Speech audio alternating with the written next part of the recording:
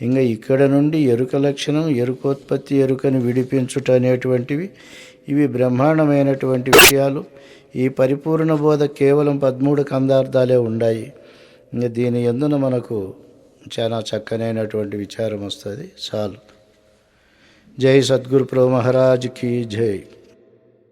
ఆత్మీయ గురుబంధుజనులారా, ఈరోజు మనం అనగా బెంగళూరు మహానగరమునందు స్టూడియోలో శక్తిద్వయ నిరాశకంబైన శుద్ధ నిర్గుణతత్వ కందార్థ ధరువులను భావార్థ రీతిగా రికార్డింగ్ చేస్తున్నాము.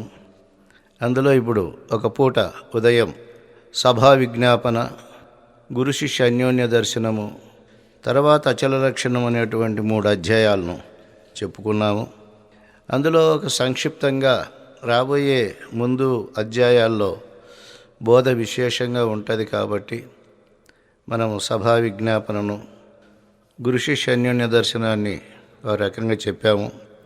గురు శిష్య అన్యోన్య దర్శనములో సాధన సంపత్తి కలిగిన వాడంటే ఎవరు అనే దానికి సాధన చతుష్టయ సంపత్తి కలిగిన ఆత్మబోధవేత్త సాధన సంపదను పూర్తి చేసుకొని తాను అహం బ్రహ్మాస్మి అనేటువంటి స్థితి పొందిన తర్వాత ఘోర సంసారమైన జనన మరణములన్నీ మళ్ళా తిరిగి తనకు స్మరించడం వల్ల దాన్ని ఆయన నిజగురు సాంప్రదాయం దగ్గరికి వెళ్ళి ఆ యొక్క ధర్మాన్ని విచారించేటువంటి పద్ధతిని అనుసరించి అచల గురువు దగ్గరికి పోయి ఈ ఘోర సంసార బాధను మాన్పమని అడగడం, దానికి ఈయన కొన్ని పద్ధతులు చెప్పడం, చంచల బుద్ధి మాని వినాలి, సాధనలందు అభిప్రాయం ఉంటే నా దగ్గరికి రావద్దు, సాధనలు జోలి నేను వల్లనని ప్రమాణం చేసి చంచల బుద్ధి మాని వింటే ఏ సాధన లేనటువంటి పరిపూర్ణ బోధ నేను చెప్తానని అనడం, శిష్యుడు దానికి అంగీకరించి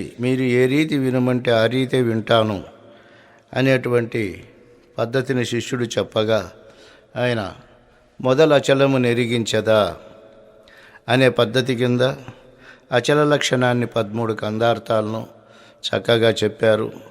అచలం అంటే మనం నిరూపించేది కాదు, దాని యొక్క లక్షణము ఇట్టిదని గ్రహించి చెప్పడమే అచల లక్షణ బోధ. మరి దాని లోపలనే అచల పరిపూర్ణం ఎట్లుంటుందో అనేక ఉపమాన ఉపమేయాల చేత చెప్పాడు. ఇక విదితముగా లేని ఎరుక వివరింతు పయిన్ అని చెప్పినటువంటి మాటను నిలబెట్టుకుంటూ ఎరుక లక్షణాన్ని ప్రారంభిస్తూ ఉన్నాడు. ఎరుకే దేహేంద్రియములు, ఎరుకే వర్ణాశ్రమములు, ఎరుకే శృతులును, ఎరుకే నీవును నేనును, ఎరుకే సతి సోదరాదులు ఎరుగుము వచ్చ నీ దీర్చద ఇదిగో నీ ఇచ్చ, హరిహర బ్రహ్మాది సుర నర గిరి సరి తరు మృగ ఖగ చరాచరములు ఎరుకని ఎరుగుము వచ్చ నే దీర్చద ఇదిగో నీ ఇచ్చ అని చెప్పి ఇక్కడ ఈయనకు కలిగినటువంటి అనుభూతితో ఎరుక సర్వలక్షణ విలక్షణమని, ఎరుక అన్నిటికీ అతీతముగా ఉందని, ఎరుక సన్నిధానంలో త్రిగుణాత్మికమైన మాయ సృష్టి స్థితి లయాలు చేస్తూ ఉందని ఈ బోధలు విన్నటువంటి వాడి శిష్యుడు. ఇక ఆ బోధల కంటే వ్యతిరేకంగా అంటే సృష్టి అంతా ఎరుక ఎట్లా ధరించిందో, సృష్టి స్వరూపం ఎట్లా పరిణమించిందో దాన్ని కృష్ణప్రభులు వారు చెప్తున్నారు. నాయన ఎరుకే దేహేంద్రియములు, ఎరుకే దేహము ఇంద్రియములు, ఇంద్రియ సమూహం అంతా కలిసి దేహము. ఈ దేహము లోపల అంతరేంద్రియాలు, ప్రాణేంద్రియాలు, జ్ఞానేంద్రియాలు, విషయేంద్రియాలు, కర్మేంద్రియములు అనేటువంటి ఇంద్రియ సమూహం ఉంది. ఇదంతా కలిస్తే మిగతా స్థూలదేహం అవుతా ఉంది. కాబట్టి ఎరుకే వర్ణాలు, ఆశ్రమాలు, బ్రాహ్మణ, క్షత్రియ, వైశ్య, శూద్రులు అనేటువంటి 4 వర్ణాలు సృష్టి ఆది యందున నాతో కల్పింపబడినాయని, చాతుర్వర్ణ్యం మయా సృష్ట్యం గుణకర్మ విభాగశ అని చెప్పి గీతయందు గీతాచార్యుడు చెప్పినట్లుగా ఈ 4 వర్ణములు నాతో పుట్టినాయి. అంటే ఇది బ్రాహ్మణ, క్షత్రియ, వైశ్య, శూద్రాదులు కేవలం కులములే కాకుండా వాళ్ళు చేసేటువంటి పనులు, కర్మలను పట్టి కూడా వాళ్ళకి ఈ యొక్క లక్షణాలు చెప్పారు. వేదమును అధ్యయనం చేయడం, బ్రహ్మ విద్యను అధ్యయనము చేయడము, లోకములో పౌరోహితము చేయడము, పంచాంగ శ్రవణం చేయడము, మరి వేదోపనిషత్తుల ధర్మాలను తనను ఆశ్రయించినటువంటి శిష్యులకు ప్రబోధించడం, ఇవన్నీ బ్రాహ్మణ జాతి చేయవలసినటువంటివని. అట్లే ధర్మ సంరక్షణ, దుష్ట శిక్షణ, ప్రజలు కరువు కాటకాలలో నుండి బాధలు తప్పించుకోవడానికి తగిన సహకారము, రౌడీజాన్ని, దుర్మార్గాన్ని అణిచేసేటువంటి శక్తి, ఇవన్నీ క్షత్రియ జాతికి కేటాయించి చెప్పారు. అట్లనే వాణిజ్య, ఒక చోట ఉత్పన్నమైనటువంటి వస్తువులను ఇంకొక చోటికి తీసుకుపోయి వాణిజ్య వృత్తితో, వ్యాపార వృత్తి చేత ప్రపంచానికి సహాయపడడం వైశ్య ధర్మమని, ఈ 3 జాతుల వారికి సేవలు చేయడం శూద్రాతి ధర్మం అని చెప్పి మనుస్మృతి ధర్మాలలో ఎన్నో చెప్పారు. అందుకే ఈయన ఎరుకే, వర్ణము, ఆశ్రమములు. ఇక ఆశ్రమాలు ఉన్నాయి దీంట్లో. మానవునికి 4 ఆశ్రమాల ధర్మాలు స్వాభావికంగా వస్తాయి. బ్రహ్మచర్యం మొట్టమొదటి ఆశ్రమం, గృహస్థము 2వ ఆశ్రమం, వానప్రస్థం 3వ ఆశ్రమం, సన్యాసము 4వ ఆశ్రమం. ఇది క్రమ పద్ధతిగా క్రమ సన్యాసం అని వేదము చెప్తుంది. బ్రహ్మచర్యము విద్యను అభ్యసించేకి ఉపయోగించుకోవాలి. ఇంకా జీవితం అంతా తాను తన కుటుంబము సుఖశాంతులుగా బతికేదానికి కావలసినటువంటి విద్యను సంపాదించుకోవాలి. బ్రహ్మచర్యం విద్యాభ్యాస కోసం ఉపయోగించుకున్న తర్వాత గృహస్థము వంశాన్ని నిలిపేదానికి, ప్రపంచంలో తన యొక్క సంతతిని నిలిపేదానికి గృహస్థ ధర్మాన్ని చేయాలి. ఈ గృహస్థ ధర్మము రాజయోగం. ఇది అన్ని ఆశ్రమాల వారిని పోషించే ధర్మం. ఇది తన తల్లిదండ్రిని పోషించాలి, అతిథి అభ్యాగతులను పోషించాలి, రాజులను పోషించాలి, తన భార్యా బిడ్డలను పోషించుకోవాలి. ఇంతమంది సంరక్షణ తన మీద ఉంటుంది. కాబట్టి ఈ యొక్క గృహస్థునికి రాజయోగ ధర్మం అని చెప్పి అందరూ ఈయన మీదనే ఆధారపడతారు గనుక, అందరినీ ఈడే పోషించాలి గనక అన్ని ఆశ్రమాలు పరాన్న భుక్కులై ఏరే వారి మీద ఆధారపడి జీవిస్తారు. గృహస్థుడు మాత్రము తన స్వకష్టార్జితం మీదనే జీవిస్తాడని 2వది గృహస్థ ధర్మాన్ని చక్కగా ప్రబోధించారు. ఇక ఆ తర్వాత గృహస్థములో తనకు పిల్లలు పుట్టి, పిల్లలు ప్రయోజకులయ్యి, వాళ్ళు సంసారాన్ని, లోకంలో చెడ్డ పేరు లేకుండా, దుర్మార్గము లేకోకుండా వారి పని వాళ్ళు చేసుకొని భార్యా బిడ్డలను, తన తల్లిని బాగా సాకే యోగ్యత వచ్చినప్పుడు ఈయన గృహస్థంలో సెలవు తీసుకొని వానప్రస్థ ఆశ్రమానికి వెళ్ళాలి. వనప్రస్థుడు అంటే వనములో జీవించి 1 సంవత్సరం 2 సంవత్సరాల కాలము తన పిల్లల యొక్క ప్రవర్తన చూసి, ఇంకా నా పిల్లలు భయం లేదు, చక్కగా జీవించగలరు అనేటువంటి ధైర్యం వచ్చినప్పుడు ఈయన దేశాటన చేయాలి. ఈ దేశాటన చేసి తీర్థయాత్రలకు వెళ్ళడము, అక్కడ ఉన్నటువంటి ఆశ్రమాలలో పుణ్యపురుషులను సందర్శించడము, అక్కడ జరిగేటువంటి బ్రహ్మతత్వ విచారణ బాగా వినడము, అవగాహన చేసుకొని ఆయనకు ఇంకా ఉన్నటువంటి యొక్క అన్ని భ్రాంతుల మీద సన్యసించే గుణం వస్తుంది. సన్యాసం అంటే విడవడం. ఈ విడవడం అనేటువంటిది అచల సాంప్రదాయములో, అద్వైత సాంప్రదాయంలో సన్యాసం 2 పద్ధతులుగా ఉంటుంది. ఎలాగంటే స్థూల సూక్ష్మ కారణ శరీరములు మాయని, ఈ 3 శరీరాల యొక్క ధర్మాలను మేము వదిలినామని మేము సన్యాసులమని శంకరాచార్యులు అన్నారు. ఈ 3 శరీరాలను వదలడం నిజమైన సన్యాసం కాదు. ఆ అహం అనేటువంటిది 4వ శరీరం అట్లే మిగిలి ఉంది గనుక అది సన్యాసం అనిపించుకోదు. నిజముగా అహంకారమును వదిలిన వాడే నిజమైన సన్యాసిని శివరామ దీక్షితులు నిజమైన సన్యాసానికి నిర్వచనం చేసి, ఇది సన్యాసము అంటే, నిజంగా సన్యాసం అంటే ఎరుకను వదిలిన వాడే సన్యాసి. ఇట్లా వర్ణ ఆశ్రమాలను పూర్తి చేసుకున్న తర్వాత సమాజాన్ని నడిపేకి స్మృతులు వచ్చినాయి. శృతి ధర్మాలు గౌతమ స్మృతి ధర్మమని, శంకలిఖిత విహిత ధర్మ స్మృతి ధర్మమని, పరాచర శృతి ధర్మాలని చెప్పి ఒక్కొక్క యుగంలో ఒక్కొక్క మహానుభావుడు శృతులు చేశాడు. వాళ్ళు బ్రాహ్మణులు ఏం పని చేయాలి, క్షత్రియులు ఏం పని చేయాలి, వైశ్యులు ఏం పని చేయాలని చెప్పి స్వయంభూ మనువైనటువంటి వాడు, తొలిత బ్రహ్మకు పుట్టినవాడు, వాడు విశ్వాన్ని సృష్టి చేసిన తర్వాత శాసనాలు చేసి సమాజాన్ని నడిపేకి కావలసిన స్మృతులన్నీ కలిగించినాడు ఆయన. అందువలన శృతి ధర్మాలన్నిటినీ రాజులకు ప్రబోధించి రాజుల చేత సమాజంలోకి దాంట్ను విడుదల చేసి సమాజం అంతా ఈ ధర్మాలు ఆచరించే తీరాలా, అట్లా ఆచరించకపోతే రాజదండనకు గురి అవుతారు అని చెప్పనని ఈ శృతి ధర్మాలు చెప్పించారు. అప్పుడు గౌతమ స్మృతి ధర్మాలు, శంఖలిఖిత విహిత ధర్మాలు, పరాశర స్మృతి ధర్మాలు, స్వయంభూ మను ధర్మాలు బాగా ఆలోచించి చూస్తే శూద్రులను చాలా హీనంగా చూసినటువంటివి అవి. ఎలాగా చూసినాడు శూద్రులు అనేటువంటి విషయము, వాళ్ళు గౌతమ స్మృతి ధర్మము, పరాశర స్మృతి ధర్మముల్లో ఏం చెప్పారు అని బాగా ఆలోచన చేసి చూస్తే, శూద్రుని కేవలం సేవ చేసేకి బ్రహ్మదేవుడు పుట్టించినాడు.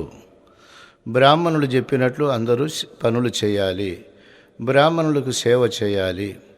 బ్రాహ్మణులు తినగా పుచ్చిన జొన్నలు, పుచ్చిన గొగాకు, బక్కలు పడిన గొగాకు అది పారేసినది తీసుకుపోయి శూద్రులు తినాలి. శూద్రులు ఊరి బయట ఇల్లు కట్టుకోవాలి, మాకు పాడి పంటలు వాళ్ళు సమకూర్చి పెట్టాలి అని వాళ్ళు శృతులు రాసుకోవడము. ఆడపిల్లకు 10 సంవత్సరాలు 12 సంవత్సరాల లోపలనే వివాహం చేయాలి. అట్లా చేయకపోతే పితృలోకములో ఉండే వాళ్ళ భ్రాతృదేవతలందరూ కూడా ఈమె ముట్టు రక్తాన్ని పానం చేసి జీవిస్తారు, అది మహానరకము. కాబట్టి పెళ్లి 10 ఏళ్ళకి 8 ఏళ్ళకే చేయాలని శాసనాలు చేసి ఆ కాలంలో అమాయకులైనటువంటి పిల్లలకు పెళ్ళిళ్ళు చేసేటువంటి వారు.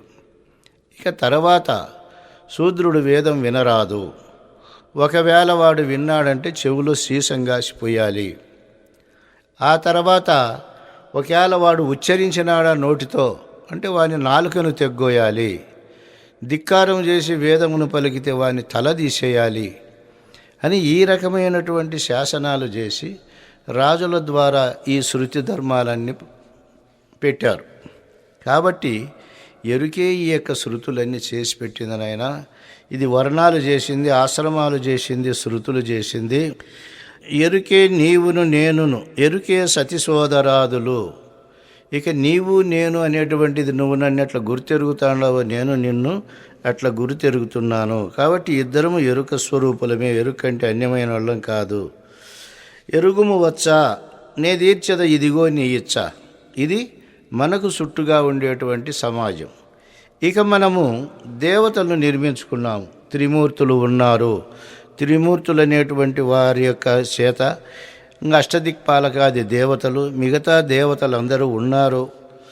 అట్లనే బ్రహ్మాండ నిర్ణయములో సరస్సులు, పర్వతాలు, నదులు, సముద్రాలు ఇవన్నీ కూడా ఎరుక స్వరూపమే, ఎరుక నుండి వచ్చినాయి అని చెప్పని ఇదిగో నీది ఇచ్చేద నీ ఇచ్చ. హరి హర బ్రహ్మాది సుర నర గిరి సరి తరు మృగ ఖగ చరాచరములు. హరిహరులు బ్రహ్మ, ఈ త్రిమూర్తులను బ్రహ్మ. సుర అంటే దేవతలు అష్టదిక్పాలకులు, గిరి అంటే పర్వతాలు, సరి అంటే సరస్సులు, తరువులు అంటే వృక్షాలు, మృగములు అంటే అడవి మృగాలు, ఖగములు అంటే పైన తిరిగేటువంటి పక్షులు. అయినా ఇంత ఏలా ఈ చరములు అచరములు కదిలేటివి కదలకుండా ఉండేటివన్నీ కూడా ఎరుకేనని తెలియము. ఇప్పుడు ఈ ఎరుక నిర్వచనము గురు శిష్యాన్యోన్య దర్శనంలో ఏం చెప్పారు గురువుగారు? ఆయన తానేననకను నుండిన దానికి పేరేమి అన్నప్పుడు బయలు అన్నారు. మరి తానేననుచును నేననియద నేనెవరు అన్నప్పుడు లేని ఎరుకవు అన్నాడు. ఇప్పుడు ఎరుక నేను, ఎరుక నీవు అని గురువు చెప్పగానే నేను ఎరుకను అనేటువంటి అనుభూతి శిష్యునికి వచ్చింది. ఇంక ఇప్పుడు ఈ సృష్టిని చెప్తాడు, ఇది అంతా ఎరుకేరా అని. ఇప్పుడు ఏమని భావించాలి వీడు? ఆ ఎరుకను నేనే కనుక ఇవన్నీ నేనే. దేహేంద్రియములు, వర్ణాశ్రమములు, శృతులు, ఇంక ఇంతవరకు చెప్పిన హరిహర బ్రహ్మాది సుర నర గిరి సరి ఈ చరాచర జగత్తంతా నేనే అనే భావం వచ్చినప్పుడు ఎరుకే ఇవన్నీ అయినాయన్నట్టు చెప్తే ఎరుకకు పరోక్ష జ్ఞానము, నీకు పరోక్ష జ్ఞానమే కానీ ప్రత్యక్ష జ్ఞానం ఉండదు. ఆ ఎరుకను నేనే అనేటువంటి అనుభవం కలిగినప్పుడు ఈ చరాచర సృష్టి అంతా నేనేననేటువంటి ఒక చక్కటి అనుభూతి వస్తుంది. ఇంకిప్పుడు నీకంటే వేరు ఏమీ లేదని చెప్పి ఈ చెప్పేటువంటి బోధ నిజమైన అద్వైతము, నిజమైన బోధ. ఇంక ఇదంతా మాయతో పుట్టింది, అదంతా త్రిగుణాలతో పుట్టింది, పంచభూతాలతో పుట్టింది అని ఇట్లా చెప్తా పోయిరనుకో, నువ్వు ఎవడో నీకు అంతు చెక్కదు, నీ స్వరూపమేమో తెలియదు, ఈ ప్రపంచం అంటే ఏమో తెలియదు. కాబట్టి ఇప్పుడు ఇదంతా నేనేనని స్థూలంగా కనబడే ప్రపంచమంతా ఈ కందార్థంలో ఇదంతా ఎరుకేనాయన అంటే ఇదంతా నీవేననేటువంటి భావము గురువుగారు చెప్పారు. ఇక సూక్ష్మంగా ప్రవేశిస్తూ ఉన్నాడు. స్థూలధర్మమైన తర్వాత సూక్ష్మంగా ప్రవేశిస్తూ ఉన్నాడు. ఎరుకే విద్యలు, ఎరుకే ప్రణవంబు నాదం, ఎరుకే కలయున్, ఎరుకే బిందువు చిచ్చత్తెరుకే ఆనందమివి నీ వెరుగు సద్బుద్ధి, నీ నా మాటలు ఎరుకే నిబద్ధి, ఎరుకే నిర్గుణ సగుణాలు, ఎరుకే ఎరుకకు ఎంత, ఎరుకో నేనిది ఎంత ఎరుగజేసితి. సర్వము తెలుసుననేటువంటి సర్వజ్ఞుడు నీవే. నాకు ఏమీ తెలియదు, నేను మూర్ఖుని, అవేకిని, నేను అజ్ఞానిని అనేటువంటి కించజ్ఞుడు నీవే. అవిద్య నీవే, విద్య నీవే. ఎరుకే విద్యలు, ఎరుకే ప్రణవంబు. ఇక ఈ ప్రణవాన్ని గురించి ప్రణవోపనిషత్తు మొదలుకొని ఎంతోమంది పెద్దలు శబ్దబ్రహ్మము, ఈ ప్రపంచంలో ఉండేటువంటి సకల విద్యలు తెలుసుకునేదానికి శబ్దబ్రహ్మమే మూలము, అదే ప్రణవము, అదే అకార ఉకార మకారముల అర్ధమాతృక చేత దేహ చతుష్టయమై 4 అవస్థలను అనుభవిస్తూ ఉండేటువంటి వస్తువు అదేనని మాండోక్యోపనిషత్తులో ఒక్క ప్రణవానికి మాత్రమే ఆయన చెప్పి నిర్వచనం చేస్తాడు. అకార ఉకార మకారములనే 3 మాత్రికలు ఉన్నాయి. అకారము స్థూల శరీరము, ఉకారము సూక్ష్మ శరీరము, మకారము కారణ శరీరము, అర్ధమాతృక అయినటువంటిది మహాకారణ శరీరమైన ఆత్మ. ఈ 3 అవస్థలను అనుభవించేటువంటి వాడు ఎవడు అంటే ఈ ఒక్క ఆత్మే 25 తత్వములతో కూడుకొని ముఖమును సింహాసనంగా చేసుకొని విరాట్ స్వరూపము చేత విశ్వడనే పేరు చేత ఈ వైశ్వానరుడనే పేరు చేత ఈ జాగ్రత్త అవస్థను అనుభవిస్తూ ఉండేది నేనే అంటే నీవే. ఆ రకంగానే స్వప్నావస్థలో 17 తత్వాలతో కూడుకొని కంఠ ప్రదేశాన్ని పరిపాలనగా చేసుకొని తైజసుడైన పేరు చేత స్వప్నావస్థను అనుభవిస్తాండే వాడు నీవే. ఇంతకంటే అన్యం లేదు, అది నేనే. ఇక అవిద్యతో మనసు కలిసి ప్రపంచమును మర్చిపోయి కేవలము నిద్రావస్థగా ప్రాజ్ఞుడు, ప్రజ్ఞ లేనటువంటి ప్రజ్ఞ అజ్ఞత్వంగా కలిగినటువంటి వాడు ప్రాజ్ఞుడిగా ఉండి కారణ శరీరమును సుషుప్తి అవస్థలు అనుభవిస్తూ ఉండేటువంటి ప్రాజ్ఞుడు నేనే.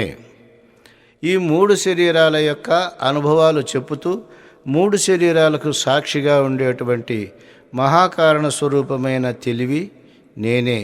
ఇట్లా ఎప్పుడైతే ఈ ప్రణవాన్ని 4 పాదాలుగా విభజించి నీవు అనుభవించేటువంటి 4 రకాల యొక్క అవస్థలను పొందుతాండేది నీవే. ఇక ఈ ప్రణవము సహస్రారమందున శుద్ధ చైతన్యముందు అంటే నీ స్థానంలో పుట్టి అది నోటి ద్వారా చెవుల ద్వారా ప్రపంచంలోకి వెళ్ళి ఈ వాంగ్మయమునంతా ధ్వన్యాత్మకం వర్ణాత్మకం అనేటువంటి పద్ధతుల చేత వైఖరి పలుకు చేత మధ్యమ పశ్యంతి పరావాగ్రూపములో ఈ ప్రణవము సూక్ష్మాతి సూక్ష్మంగాను స్థూలాతి స్థూలంగాను పరిణమిస్తుంది. ఈ స్థూలాతి స్థూలంగా పరిణమించినప్పుడు బ్రహ్మాండమంతా వ్యాపించి బ్రహ్మాండములో ఉండే శబ్ద తరంగాలలో ఉండే భావాలను తీసుకొని సుఖమో దుఃఖమో అనుభవిస్తుంది. ఇట్లా అనుభవించి ఈ ప్రణవము తిరిగి సుషుప్తావస్థ రాగానే తన స్వరూపమైనటువంటి ఆత్మయందు లీనమవుతుంది. ఇట్లా ప్రణవము ప్రతిరోజు నాదబిందు కళాత్మకం దశనాద భేద వినోదకం, ఈ దశవిధ నాదాల చేత ఆనందించేటువంటిదే నాదము. ఇక కళ ఉంది, ఇది స్వయం ప్రకాశ బ్రహ్మము, ఇది అనోరణీయాన్. ఈ స్వయం ప్రకాశ బ్రహ్మము అంతరణాల ముఖాంతరము లోపల ఉండి త్రైలోక్యములను తలలో ప్రతిబింబింపజేసుకుంటూ నేత్రముల ద్వారా బ్రహ్మాండములోకి వచ్చి బ్రహ్మాండములో ఉండే కళలు అంటే సూర్యుడు చంద్రుడు దీపాలు నక్షత్రాలు అన్నిటిని చూసి అన్నిటికీ ఇది ఫలానిది, ఇది సూర్యుడు, ఇది చంద్రుడు, ఇవి నక్షత్రాలు, ఇవి దీపాలని పేర్లు పెట్టుకుంటూ అన్ని వెలుగులకు వెలుగై తానే స్వయం వెలుగ్గా జ్యోతిషామ పితజ్యోతి, ఈ జ్యోతులన్నిటికీ తండ్రి, అన్ని జ్యోతులను పుట్టించినటువంటి ఆత్మయి ఇది ప్రపంచంలోకి వచ్చి తిరిగి మళ్ళా తన స్వస్థానానికి వెళ్ళి ఈ కళలన్నింటినీ ఉపసంహరించుకునేటువంటి ఈ వినోదమైన తర్వాత దాన్ని ఉపసంహరిస్తుంది.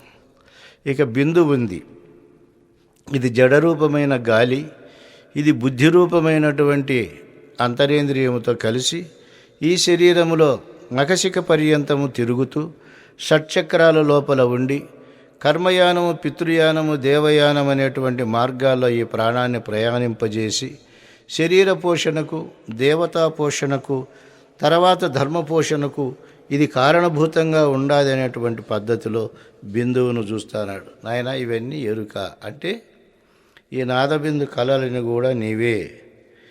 ఎరుకే బిందువు, చిత్తు చత్తు ఎరుకే ఆనందము. సత్తు అంటే మూడవస్థలకు లోపల ఉండి చెడకుండా మూడవస్థలు ఏ తెర మీద తిరుగుతాడాయో ఆ తెర స్వరూపమైనటువంటిదే సత్పదార్థం. చిత్తు అంటే స్థానభేదాలను బట్టి ఎక్కడెక్కడ ఏమేమి గుర్తెరగాలనో అవన్నీ ఎరిగేటువంటి జ్ఞానానికి చిత్తు అని పేరు. ఇదే జీవుడు, ప్రత్యేగాత్మ. ఇక దీని లక్షణం ఏమి అంటే నిజముగా ఆనందమే దీనికి లక్షణం. ఏ పని చేసినా, ఏ వ్యవహారం చేసినా ఆనందము దానికి స్వరూపంగా ఉండాలి. నువ్వు చేసే సకల పనులలో నువ్వు కోరే చివరి యొక్క ఫలితం ఆనందం.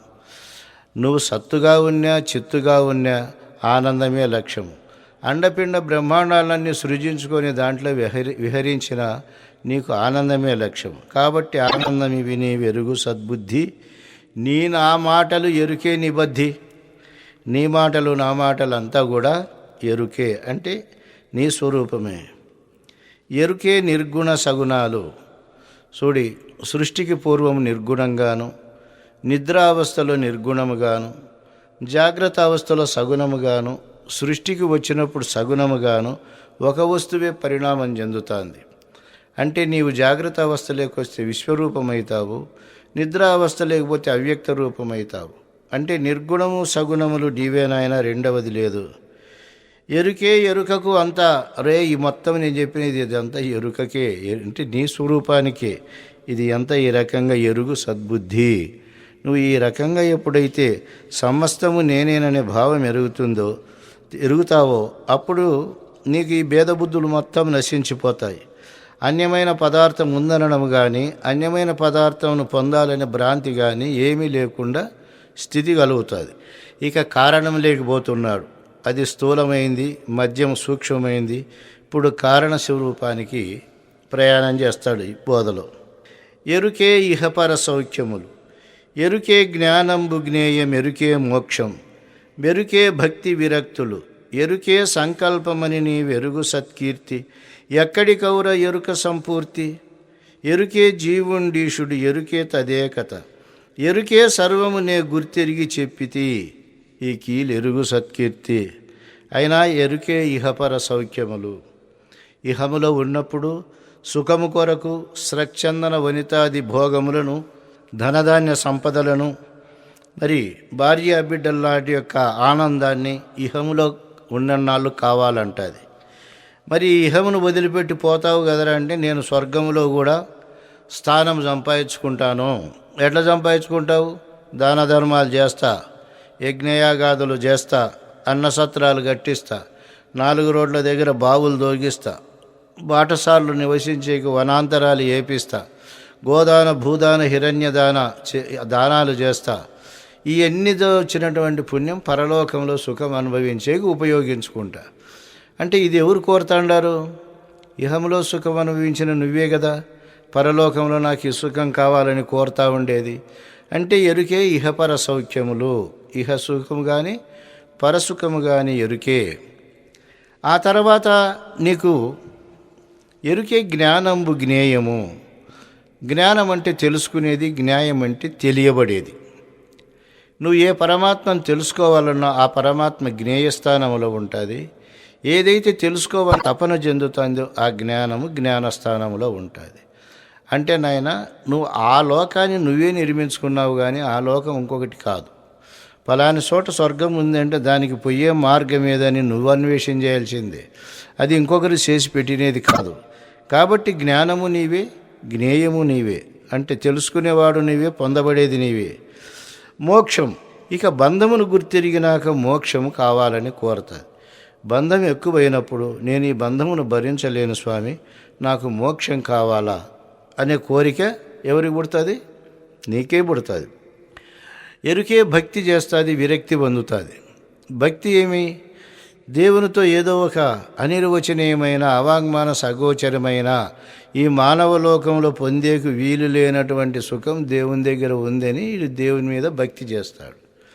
భక్తి అంటే విభక్తముగా అన్నటువంటిది, విడదీసేకి వీలు లేనటువంటిది. అవి చిన్న తైలధార వలె.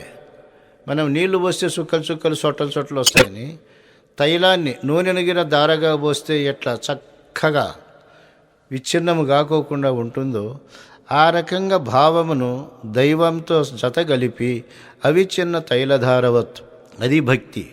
భయముతో కూడిన ప్రేమ భక్తి. భయం ఉండాలి, ప్రేమ ఉండాలి. దైవముని ఏమైనా కానీ అపరాధం చేస్తే సర్వనాశనమైపోతానని భయం ఉండాలి. దైవమును మరిస్తే నాకు గతులు లేవని ప్రేమ ఉండాలి.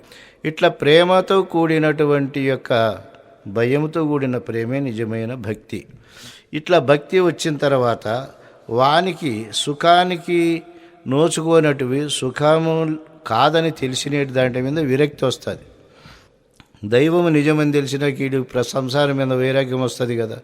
రెండు భరించలేడు, రెండు మోతలు మొయ్యలేడు. కాబట్టి ఈయనకి భక్తిలో విరక్తి వస్తుంది. ఎరుకే సంకల్పమని నీ వెరుగు సత్కీర్తి. నాయన, ఎరుక సంకల్ప రూపము చేసే సృష్టి చేస్తుంది. సంకల్ప రూపం ధరించకపోతే ఎరుకకు సృష్టి చేసేది రాదు. కాబట్టి ఎరుకే సంకల్పమని నీ వెరుగు సత్కీర్తి. ఎక్కడికవురా ఎరుక సంపూర్తి? మరి ఎన్నాడు పుట్టిందో ఇది 125 కలియుగమని యుగాలు లెక్కబెట్టే వాళ్ళు చెప్తున్నారు. అంటే 500 యుగాలైనా నీకు ఈ పొద్దుటికి కూడా జనన మరణాలు పొంది శాంతి లేకుండా పరితపిస్తాడావంటే ఇది ఎప్పటికి సంపూర్తి అవుతుంది? ఇది ఎక్కడికి ఎరుక సంపూర్తి అవుతుంది అయినా? అందువలన ఎరుకకు సంపూర్తి కావాలన్నప్పుడు దానికి నిజమైనటువంటి స్థితి తెలియాలి. ఎరుకే జీవుండీషుడు, ఎరుకే తదేకత. చూడి, ఎరుక అనేటువంటిది ఒక పదార్థం, అదే చైతన్యమైనటువంటి వస్తువు, అది నీ నిజస్వరూపం. ఆ స్వరూపము అవిద్య అనేటువంటి అద్దములో ప్రతిబింబించి జీవుడైనాడు. జీవుడైతానే నీకు ఆ జీవగుణాలన్నీ వచ్చినాయి. నేను అజ్ఞాని, నేను పాపిని, నేను దరిద్రుణ్ణి, నేను రోగిని, నాకు సుఖం కావాలి, నాకు ఇది కావాలా, నాకు అది కావాలా, కామక్రోధాదుల చేత పీడింపబడతాను, ఆశాపాశముల చేత బంధింపబడినాను. ఈ కలవరింపులన్నీ వస్తాయి. ఎవరికి? ఆ శుద్ధ చైతన్యమైన ఆత్మ అవిద్య యందు ప్రతిఫలించి జీవుడైనాక. ఇక ఈడు కష్టపడతాడు. ఇదంతా ఎవరి నుండి అన్వేషణ జరిగి ఎవడు దీనికంత కర్త, ఈ జగము ఎవరు పుట్టిస్తాడారు, ఎవరు పోషిస్తాడారని అన్వేషణ చేసి మళ్ళా ఈడు ఆడికి పోతాడు. ఒరే నేను నిజంగా శుద్ధ చైతన్యమైన పరమాత్మనే, నేను ఈ మాయయందు ప్రతిఫలించి సర్వజ్ఞుడైన ఈశ్వరుణ్ణి అయినాను. సర్వజ్ఞుడు అంటే అర్థమేమి? సర్వమును తెలుసుకునేటువంటి వాడు. ఇప్పుడు ఈ సర్వమును తెలుసుకునేటువంటి ఈశ్వర శక్తి ఎవరిది? నిజంగా నీదే. నీవే లోపల జరిగే గుణాలన్నీ తెలుసుకోవాలి. నీవే ఇంద్రియాల్లోకి వచ్చి, చెవులోకి వచ్చి శబ్దాలు వినాలి, కన్నుల్లోకి వచ్చి రూపాలు చూడాలి, నాలుకలోకి వచ్చి రుచి చూడాలి. సర్వేంద్రియముల లోపల నీవే వచ్చి చూడాలి. కాబట్టి నీకంటే అన్యమైనటువంటి పదార్థము లేదు. అందువల్ల నీకు జీవుడు ఈశ్వరుడు నీవే అయినావురా. ఈ జీవేశ్వర ఐక్యం కొరకు యోగాలు, మార్గాలు, భక్తులు, దేవతలను అన్నీ నువ్వే పుట్టించుకున్నావు. కాబట్టి ఇవన్నీ కూడా ఎరుకే. జీవుడు ఎరుకే, ఈశ్వరుడు ఎరుకే. జీవేశ్వర ఐక్యము ఇప్పుడు ఈయనకి ఎంత ఆనందమాయా? అవిద్య చేసేస్తే జీవుడు వెళ్ళిపోయా, మాయం తీసేస్తే ఈశ్వరుడు వెళ్ళిపోయా. ఉండేది ఒకే చైతన్యమే. ఆ యుద్ధం తీస్తే ఆ బొమ్మ పోయింది, ఈ యుద్ధం తీస్తే ఈ బొమ్మ పోయింది. ఉండేది నేనొక్కడే. అట్లా శుద్ధ చైతన్యమైనటువంటి తత్వం తెలుసుకొని ఆహా జీవేశ్వర ఐక్యం అయిపోయిందని ఆనందపడేది నువ్వే, ఇంకొక పదార్థము లేదు. అయినా ఇంతెందుకురా, ఎరుకే సర్వము నే గుర్తెరిగి చెప్పితి. ఈ కీలు ఎరుగు సత్కీర్తి ఎక్కడి కౌర ఎరుక సంపూర్తి. ఈ కీలు ఎరుగరా బిడ్డ, ఎందుకు నువ్వు సంపూర్తి కానీ ఈ ఆశాపాశాల్లో పడిపోతావని గురుడు హెచ్చరిక చేస్తే అప్పుడు ఈ యొక్క స్వరూపం ఎట్టిదో మనకు చక్కగా తెలియబడుతుంది. జీవేశ్వరుల ఐక్యం కొరకు తపస్సు చేస్తే అవుతుందా, ధ్యానం చేస్తే అవుతుందా? నిజముగా విచారణ చేయాలి. ఎట్లా నాకు జీవత్వం వచ్చింది, ఎట్లా నాకు ఈశ్వరత్వం వచ్చింది, ఎట్లా నాకు శుద్ధ చైతన్యత్వం వచ్చిందని గురువు దగ్గర కూర్చొని విచారణ చేస్తే జీవబంధము దొలిగిపోతుంది, ఈశ్వర బంధము దొలిగిపోతుంది. చూడి, ఈ శుద్ధ చైతన్యమైన నీ స్వరూపము శిఖాపక్షమి వీధిలో శించుమాల చక్రమందు సహస్రారమందు నీవు స్వయం ప్రకాశ బ్రహ్మవై ఉండవు. ఇది ఉత్త శుద్ధ చైతన్యంకి ఏమున్నది ఇక్కడ. అది బ్రహ్మముహూర్తం తెల్లవారుజామున ఈశ్వరుని యందు ప్రతిఫలిస్తుంది. అంటే సర్వజ్ఞుడైన ఈశ్వరుని యందు ప్రతిఫలిస్తానే ఒక్కసారి బ్రహ్మాండ కిరణాలన్నీ వచ్చేస్తాయి, బ్రహ్మాండం అంతా పుడుతుంది. ఆ తర్వాత నీవే హృదయస్థానంలో ఉండే జీవుని యందు ప్రతిఫలిస్తావు. జీవుడుని నేననే బుద్ధి వస్తుంది. నీవే బ్రహ్మాండాన్ని సృష్టించుకుంటున్నావు, నీవే జీవుడవి పరితాపం చెందుతాండావు. అవురా, ఈ రెండు నా నుండి ఉత్పన్నమై నాయందే లీనమవుతాండాయి, నేను దీనికే ఎందుకు పరితపించాలా అనేటువంటి ఒక యథార్థ జ్ఞానం వస్తే నువ్వు అధిష్టాన చేతనమవుతావు. ఇంక నీవు దాంట్లో పరితపించేటువంటి పని ఉండదు. ఎక్కడికెవరో ఎరుక సంపూర్తి. నీవు దాన్ని సంపూర్తి చేసే మార్గాన్ని అవలంబించకుండా ఎన్ని కష్టాలు పడ్డా ఇది రాదు అని ఈ 3 కందార్థాలలో బాహ్య ప్రపంచాన్ని, మధ్య ప్రపంచాన్ని, కారణ ప్రపంచాన్ని, జీవేశ్వరులను విచారించి ఇక సహజంగా నిన్ను ఎట్లా ఈ ఎరుక ప్రపంచ రూపంగా వచ్చి నిన్ను నువ్వు ఎట్లా బంధింపజేసుకుంటాడవో చెప్తాడు. చింతల తోటన ఎరుకే వింతల పుట్టిల్లనంగ వెలసినదెరుకే తంతుల పేటన ఎరుకే పంతములకు చూడమూల బలమన్నా నెరుకే జగజ్జనన స్థలమన్నా నెరుకే భ్రాంతులకెల్లాను పట్టణమన జల్లి కాంతాది రూపులు గల్పించుటకు మూల బలమన్నా నెరుకే జగజ్జనన స్థలమన్నా ఎరుకే. ఇక భ్రాంతులకెల్లను పట్టణ మనజల్లి కాంతాది రూపులు గల్పించుటకు మూల బలమన్న నెరుకే. ఇక ప్రపంచ రూపంలో ఉండేటువంటి ఎరుక ఇది. చింతల తోట, చింతలను పండించేటువంటి తోట, వింతలకు పుట్టిల్లైనటువంటిది, తంతువులకు పేట అయినటువంటిది. ఇప్పుడు రాజకీయ తంతులు ఎట్లా నడుస్తున్నాయో చూడి, అంటే అనేక తంతులు, ఒకరినొకరు జయించాలి, ఒకరినొకరు మోసం చేయాలనేటువంటి ఒక తంతుల పేటన ఎరుకే. పంతములకు చూడమూల బలమన్న ఎరుకే. అనేక కారణాల చేత యుద్ధాలు చేయడము, అనేక రకమైనటువంటి విరోధ తత్వాలు సమకూర్చుకోవడము, దీనికి మూల బలమన్న ఎరుకే. జగజ్జనన స్థలమన్న ఎరుకే. జగత్తు పుట్టే చోటన్నా నీవే, ఇంకొక చోట లేదు, ఎరుకే. ఇక భ్రాంతులకెల్లను పట్టణమన జల్లి. భ్రాంతులన్నీ ఈ పట్టణము లోపలే ఉన్నాయి. అన్ని భ్రాంతులు ఈ పట్టణములోనే చలామణి అవుతాయి. కాంతాది రూపులు గల్పించుటకు మూల బలమన్న ఎరుకే. ఇక పురుషులకు స్త్రీలుగాను, స్త్రీలకు పురుషులుగాను మోహాన్ని పుట్టించేటువంటిది ఈ ఎరుకే అని చెప్పి ఈ ఎరుకను చెప్తూ ఇక ఇక్కడికి వచ్చి అద్వైతం ఎట్లా చెప్తుందో ఆ మాట చెప్తున్నాడు. అన్నియు తానై తనకవి పన్నుగ వేరనుచు నోట బలుకుచు మరిత నన్నిటి నెరిగే ఎరుకై ఉన్నానని ఎరుకే ఎరుక ఊహింపుచుండు తనలో తానే మోహింపుచుండు ఎన్నో విచిత్రాలు ఎరుక శాతలు వింటే ఉన్నది లేదు లేకున్నది కలదని ఊహింపుచుండు. చూడు, అన్నీ తానే. ఇప్పుడు చెప్పినటువంటి దాంట్లో ఏది కూడా తన గాంధీ ఉందా? సృష్టి అంతా తానే, జీవేశ్వరులు తానే, త్రిమూర్తులు తానే, అండపిండ బ్రహ్మాండాలు తానే. ఇన్ని అయ్యి ఇక్కడికి వచ్చి నాకేం చెప్తుంది అంటే ఇవన్నీ నేను కాదు, ఇవంతా మాయా, నేను వీటన్నిటినీ ఎరిగే ఎరుకై ఉండాను, నేను ఆత్మనై ఉండాను, నాకు జనన మరణాలు లేవు, నాకు ఈ వికారాలు లేవని చెప్పి ఇది నోట బలుకుతా కూర్చుంటుంది. మళ్ళా తనలో తానే మోహిస్తూ ఉంటుంది, ఇవన్నీ నేనే, ఇదంతా నేనేననేటువంటిది పని చేస్తుంది. ఇట్లా ఊహించడము మోహించడము దీనికి పరిపాటి అయిపోయింది. కాబట్టి ఎన్నో విచిత్రాలు ఈ ఎరుక శాతలు వింటే. ఎన్నయ్యా, ఉన్నది లేదంటాది, లేకున్నది కలదంటాది. ఇట్లా చిత్ర విచిత్రాది యొక్క ప్రపంచాన్ని అంతా సృష్టించుకొని ఆనందము దుఃఖము అనుభవిస్తూ ఉండేదంటే ఇవన్నీ ఎరుకే, అంటే నీవే అనేటువంటి విషయాన్ని చెప్తూ ఇక ఉపమానం చెప్తున్నాడు ఆయన.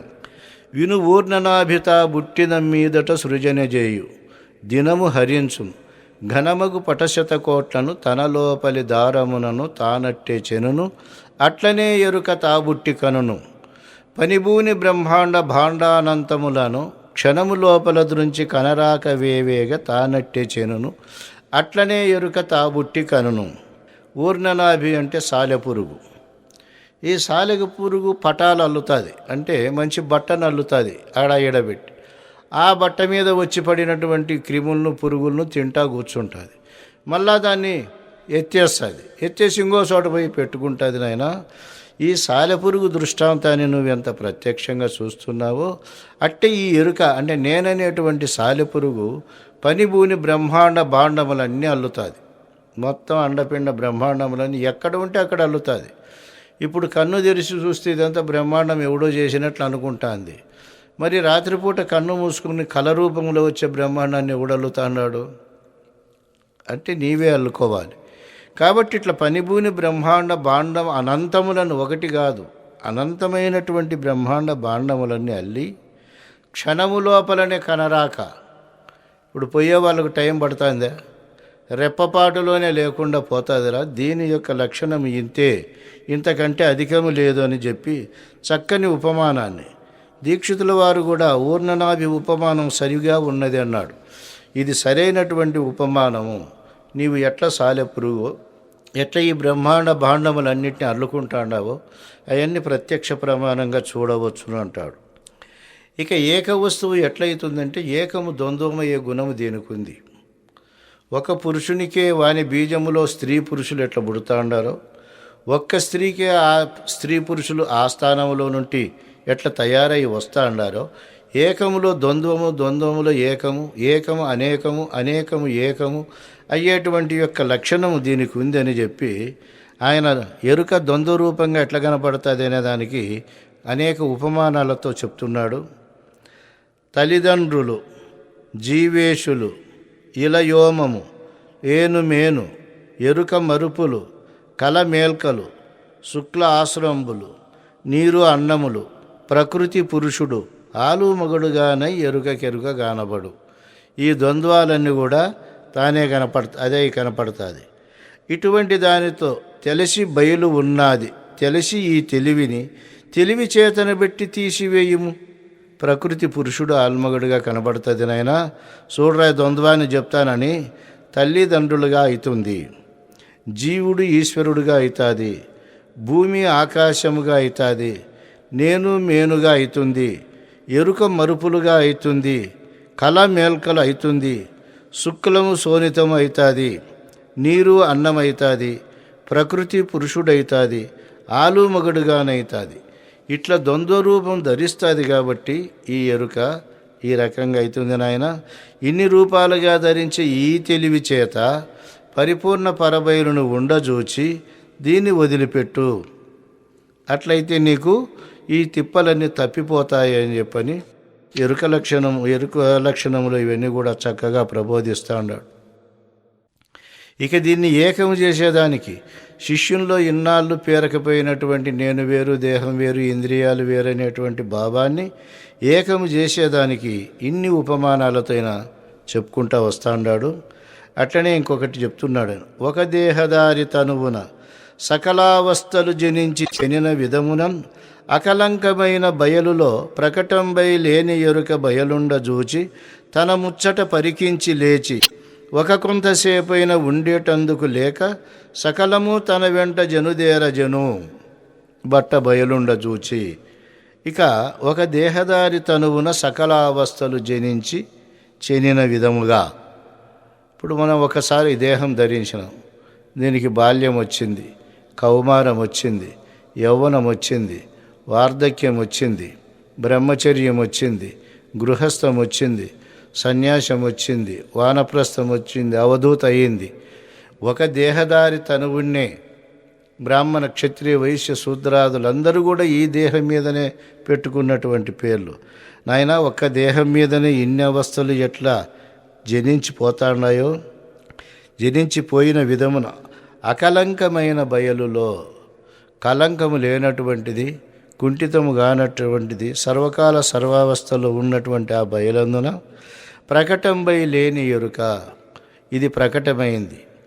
ఇది లేని ఎరుకని తనను తాను గుర్తిరిగితే ప్రకటంబై లేని ఎరుక బయలుండ చూచి, ఈ లేని ఎరుక పరిపూర్ణమైన నిజతత్వాన్ని చూచి తన ముచ్చట పరికించి లేచి, తన ముచ్చటను బాగా చూసి లేచి ఆ తర్వాత ఒక కొంతసేపైనా ఉండేటందుకు లేక, ఇక ఆ తర్వాత రెప్పపాటులో పోతుందని తెలిసినాక మన కళ్ళ ముందనే రెప్పపాటులో పొయ్యే వాళ్ళను చూస్తూ ఉన్నా కూడా మళ్ళా ఇది నిత్యం సత్యం శాశ్వతమనే భ్రాంతికి లోను కాకోకుండా ఉండే నిమిత్తమయ్యే గురుడు బోధను దృఢం చేసేదానికి ఇవన్నీ చెప్తున్నాడు. తన ముచ్చట పరికించి లేచి ఒక కొంతసేపైనా ఉండేటందుకు లేక సర్వము తన వెంట జనుదేరా, అన్నీ దాని వెంబడే పోతాయి. ఒక్క తెలివి ఉన్నప్పుడే సృష్టి అంతా ఉంటుంది. ఆ తెలివి ఒక్కటి లేచిపోయిందంటే ఈ సృష్టి అంతా తన వెంటనే లేచిపోతుంది. సకలము తన వెంట జనుదేరా, జను మొత్తం లేపుకొని వెళ్ళిపోతుంది. ఎప్పుడు బట్ట బయలుండ చూచినప్పుడు, తన ముచ్చటను బాగా పరికించి లేచిపోయినప్పుడు, ఈ రకంగా చెప్తూ ఆయన ఇక ఇది ఎట్లా వచ్చింది ఎట్లా పోతుంది అనేటువంటి దానికి కూడా ఒక్కొక్క మంచి ఉపమానాన్ని చెప్తాడు ఆయన. మేలుక సుషుప్తి లోపల ఏ లీలం తనకు తాను ఏతెంచును, గుర్తు ఆలీల బయలు లోపల వాలాయము తనకు తానే వచ్చునోయన్న, వచ్చి హెచ్చి సచ్చునోయన్న, ఈ లోపలనే బట్ట బయలున్నదెరిగితే ఏ లోకమున నిల్వజాలదు, ఎరుగకుంటి వచ్చునోయన్న, వచ్చి హెచ్చి సచ్చునోయన్న అంటాడు. మేలుక సుషుప్తి లోపల చూడండి, ఎరుక ఎట్లా పుట్టింది ఎట్లా తోచిందంటే బాగా ఇది చక్కనైనటువంటి ఉపమానం. మరి ఏమీ లేని ఈ తెలివి నిద్రావస్థ లోపల తనకు తానే వస్తుంది. ఎవరు పిలవనిదే, ఎవరు సృజన చేయనిదే తనకు తాను వస్తుంది. ఆ ఉపమానం నీకు అర్థమైతే ఎట్లయితే ఏతేస్తా ఉందో ఆ రకనే గుర్తు కూడా, ఈ గుర్తెరిగే ఎరుక బయలు లోపల వాలాయము తనకు తానే వచ్చును. వాలాయం అంటే మొత్తం తోకంతా ఎండబెట్టుకొని వస్తుంది, సృష్టినంతా ఎండబెట్టుకొని వస్తుంది. అది వచ్చి హెచ్చి సచ్చునోయన్న, వస్తుంది బాగా పెరుగుతుంది, 80 ఏళ్ళు 70 ఏళ్ళు ఉందని అనిపించుకుంటుంది, ఆ దెబ్బతో చచ్చిపోతుంది. కానీ ఈ 3 క్రియలు జరిగే లోపల, వచ్చి హెచ్చి సచ్చే లోపల, ఈ 3 పనులు జరిగే లోపల ఈ లోపలనే బట్టబయలున్నది ఎరిగితే, ఈ వచ్చి హెచ్చి సచ్చే లోపలనే ఈ పరిపూర్ణ తత్వాన్ని ఎరిగితే ఏ లోకమున నిలువజాలదు. ఎరుగకుంటే వస్తుంది, ఏడ్చుతుంది, సస్తుంది. ఇవే తిప్పలు ఉంటాయి. ఎందుకు అంటే జన్మలు ఉన్నాయా లేదా అంటే తనకు తాను జన్మ లేదని తెలుసుకునే వరకు 1,000,000 మంది చెప్పినా తాను ఒప్పుకోదు. తనకు తెలియాలి, నాకు ఇట్లా జన్మ లేదు, ఇదిగో ఇది సత్యమైన పదార్థము అని తనకు తెలిస్తేనే కానీ నాకు తెలిసి నీకు జన్మ లేదంటే అది పోయేది కాదు.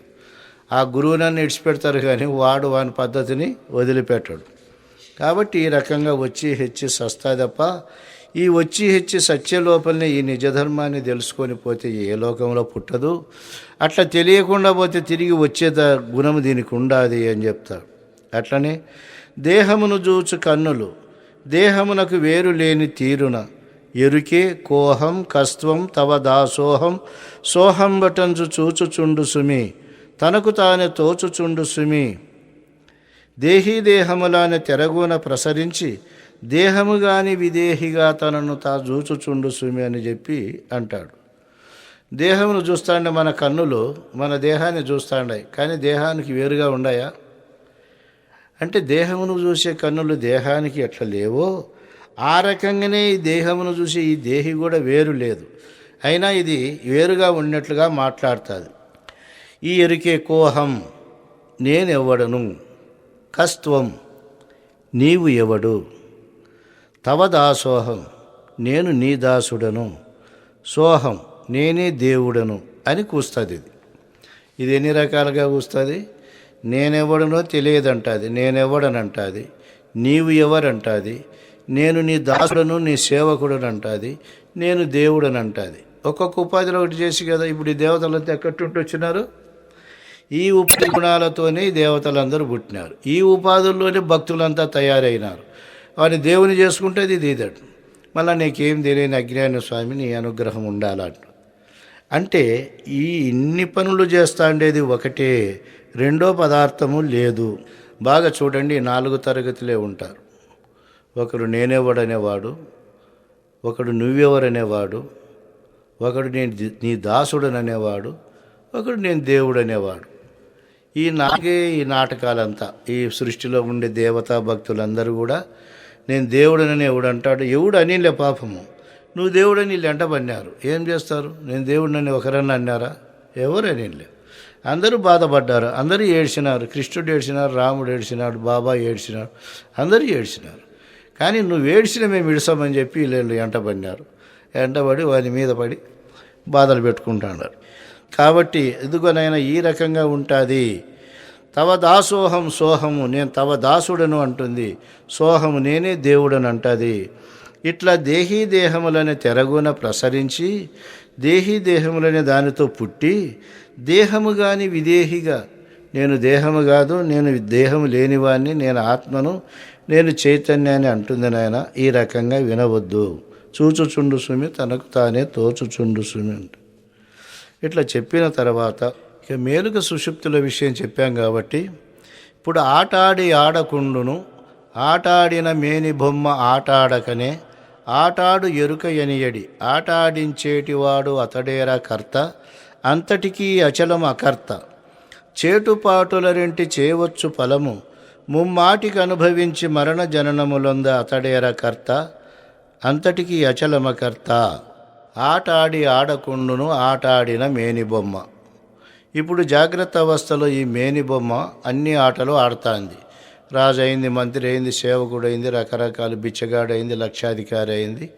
ఈ బొమ్మ ఆటలాడింది. ఇది ఆడకుండా ఉంటుంది, ఎప్పుడు పడుకుంటానే. మరి ఈ బొమ్మ ఆడకనే లోపల ఇంకొక ఆట ఆడుతుంది. అది సూక్ష్మ శరీరం, స్వప్నావస్థ. ఆ ఆట స్టార్ట్ చేస్తుంది అది. అందుకు ఆటాడి ఆడకుండును, ఆటాడిన మేని బొమ్మ ఆటాడకనే, ఆటాడు ఎరుక ఎనియడి, ఆటాడించేటివాడు అతడేరా కర్త, అంతటికీ అచలం అకర్త. చేటుపాటుల రెంటి చేయవచ్చు ఫలము, ముమ్మాటికి అనుభవించి మరణ జననములొంద అతడేరా కర్త. మరి వేదాలు, ఉపనిషత్తులు, శాస్త్రములు, గురువులు ఏం చెప్తున్నారు?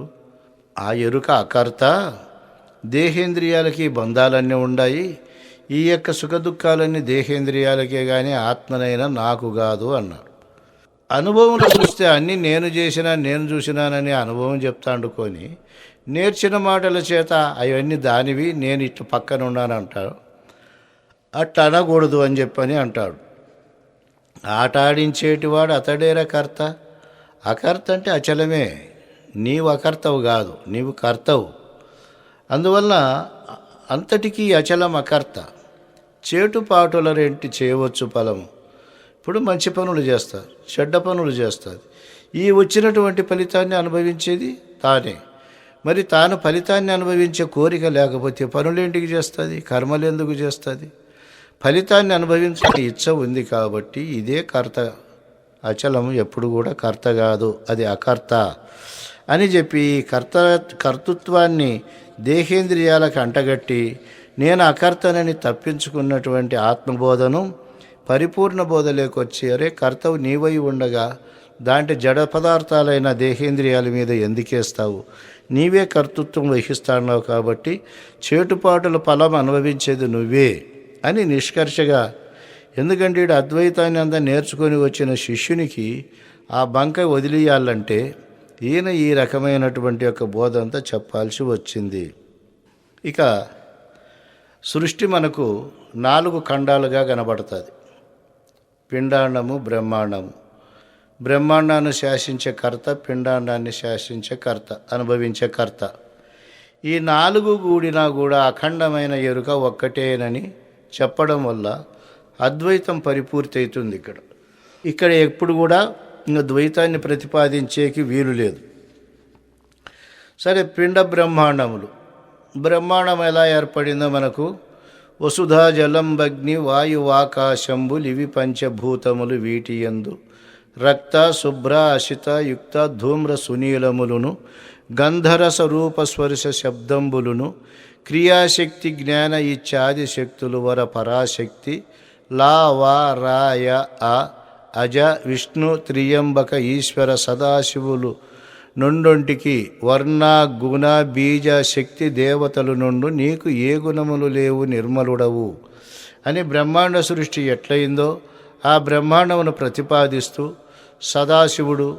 సదాశివుని కంటే స్థూలము అంబీజము, అంబీజము కన్నా స్థూలము పరాశక్తి, పరాశక్తి కన్నా స్థూలము శబ్దతన్మాత్ర కన్నా స్థూలము ఆకాశభూతమై ఆ తర్వాత దాని నుంచి విడువబడినటువంటి శక్తి సదాశివుని నుండి ఈశ్వరుడు విడువబడి ఈశ్వరుని కంటే స్థూలము ఎంబీజము కన్నా స్థూలము ఆదిశక్తి కన్నా స్థూలం స్పర్శతన్మాత్ర కన్నా స్థూలం వాయుభూతమై ఈ రెండు భూతాలు తయారైనవి.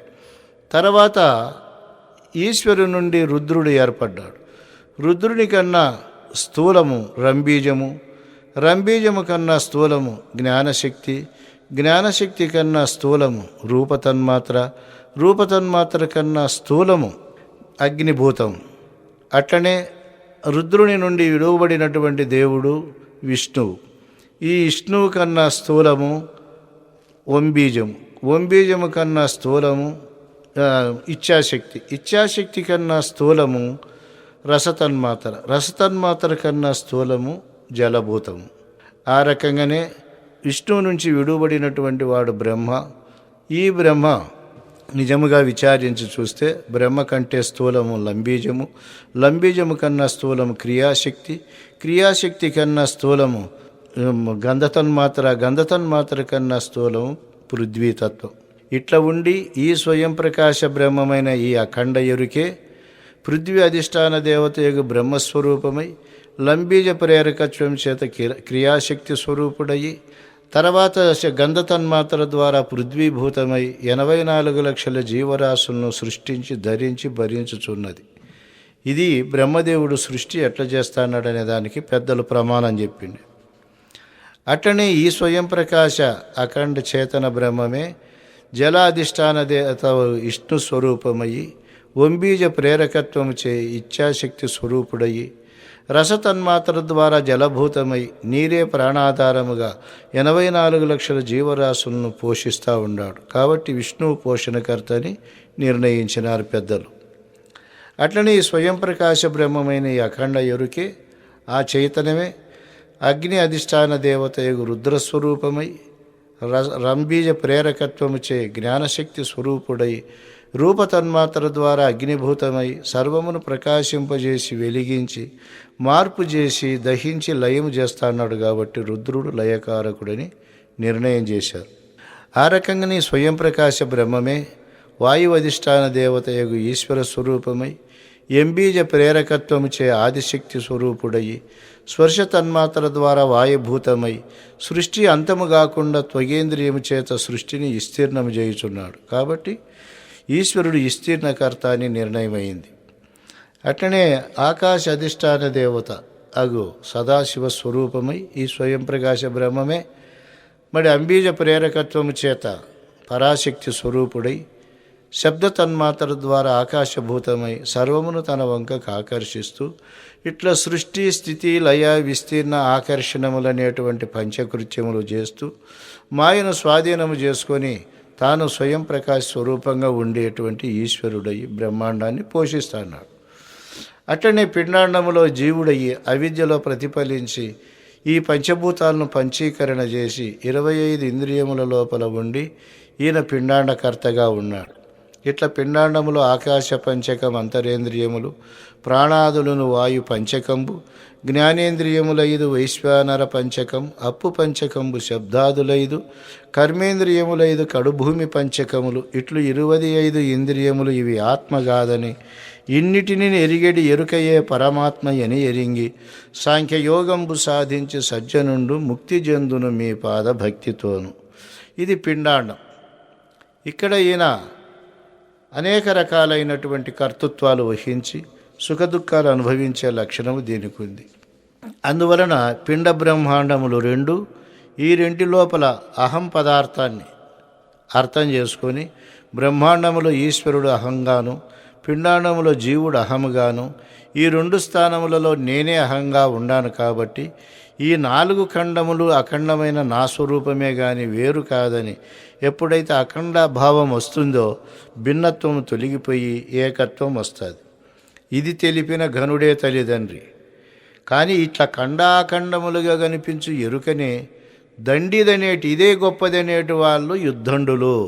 వాళ్ళు యుద్ధమునకు కాలు దువ్వేవారు, వాళ్ళు కళ అయినవారు, వాళ్ళకు మేలుకి రాలేదు ఇంకా అని వాళ్ళను కళ అయినవారుగా గుర్తించునాయన అని చెప్పని శిష్యునికి అఖండత్వాన్ని ఈ యొక్క కందార్థం ద్వారా బోధించి మరి భ్రాంతిరహితం చేశాడు.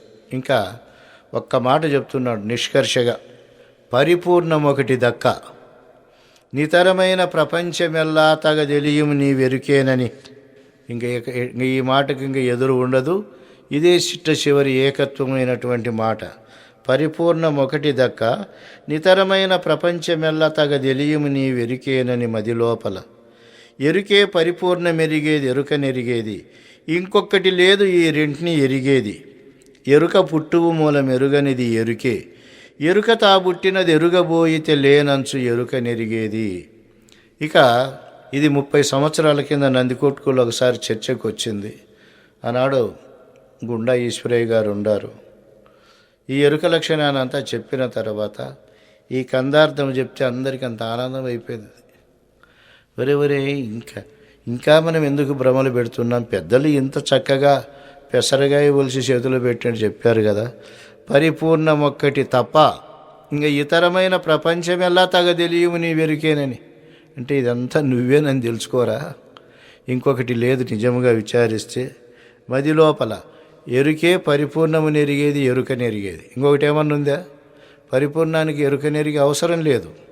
ఎరుకకే జనన మరణాలు ప్రవాహం కనపడుతుంది కాబట్టి ఇదే పరిపూర్ణాన్ని గుర్తిరిగి లేకపోవాలి కానీ వేరే లేదు. కానీ ఈ రకంగా ఉండి ధర్మాన్ని తెలియక ఎట్లా అందరూ భూమి ఎట్లా పుట్టింది, జలం ఎట్లా పుట్టింది, పంచభూతాలు ఎట్లా పుట్టినాయి, ప్రపంచం ఎట్లా పుట్టిందని అన్వేషణ చేస్తున్నారు. కానీ ఎరుక పుట్టువు మూలను ఎవరు కానీ విచారించలే. అంటే నేనెట్లా పుట్టినానని విచారించకుండా అన్ని పుట్టినేటి విచారించుకుంటా కూర్చుంటున్నారు. అందుకు ఇది సరైన పద్ధతి కాదంటాడు.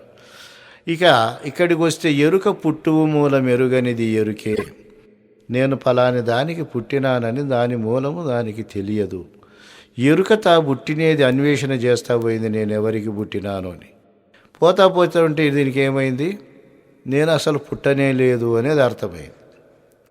పుట్టనే లేదనేది ఇట్లా విచారించి తాను అర్థం చేసుకుంటే నేను పుట్టినానని తిరిగి మళ్ళా పుడతానని ఇట్లయితే పుట్టనని ఇట్లా వ్యవహారాలు ఇంకా ఏమీ ఉండవు. ఎట్లుండాలి?